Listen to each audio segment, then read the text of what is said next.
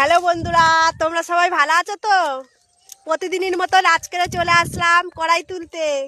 দেখো, আমি আর আমার ননদ কড়াই তুলছি। সন্ধ্যা হয়ে গেছে, বাড়িতে যাব, তা ভাবলাম আর একটু তুলে যাই। আর রোদ, খুব প্রচণ্ড রোদ ছিল তো, রোদ্রে কড়াই তুলতে একটু অসুবিধা হচ্ছিল। আর এখন একটু রোদটা কমেছে, নরমিবেলায় একটু কড়াই তুলতে ভালো লাগছে। তাই ভাবছি আর একটু তুলে বাড়ি যাব।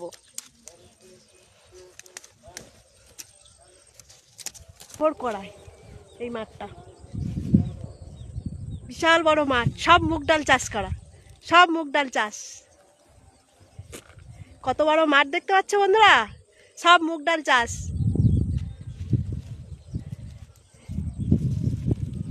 আমাদের এইখানে মেয়েরা আর বাড়ি থাকবে না, সব মুগ ডাল তুলতে চলে আসবে।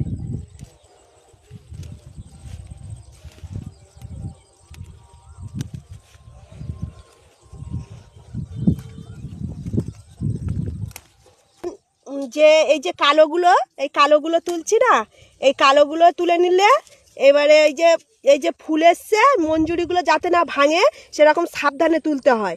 এবারে ওই সাবধানে তুলে কালোগুলো উঠে গেলে ফের আবার কয়েকদিন পরে এইগুলো হলুদ হয়ে যাবে, এইগুলো আবার কয়েকদিন পরে পেকে যাবে। তারপরে এইগুলো পাকার পরে আবার এই যে বড় হয়ে গেছে, আবার এইগুলো আবার ফের বড় হয়ে গিয়ে পেকে যাবে। তারপরে এই যে মঞ্জুরি ফুল আছে না, এই ফুলগুলো আবার হবে, আবার তুলতে হবে। এ অনেক অনেক খাটুনি আছে এই মুগ ডাল তোলা।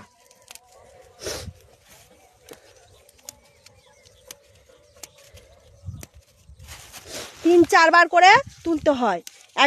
একবার হয়তো যেগুলো পেকে যাবে, কেরাম কালো হয়ে যাবে, এরকম তুলতে হবে।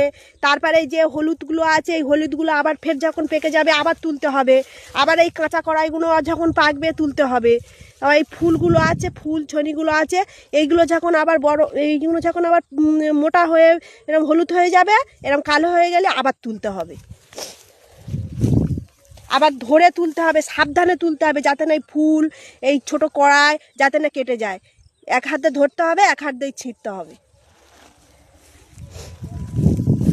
এইগুলো কালো হয়ে গেছে, এইগুলো তুলে নিতে হবে এইভাবে। আমি ভিডিও করছি বলে ওই জন্য 2 হাত দিয়ে নিই না, আমি 1 হাত লাগাচ্ছি, না তো আমি দেখাতাম। যাই হোক, এই কালোগুলোই ছিঁড়ে নিতে হবে যাতে না এই ফুল। হ্যালো বন্ধুরা, তোমরা সবাই ভালো আছো তো? প্রতিদিনের মতন আজকে চলে আসলাম কড়াই তুলতে। দেখো, আমি আর আমার ননদ কড়াই তুলছি। সন্ধ্যা হয়ে গেছে, বাড়িতে যাব, তা ভাবলাম আর একটু তুলে যাই।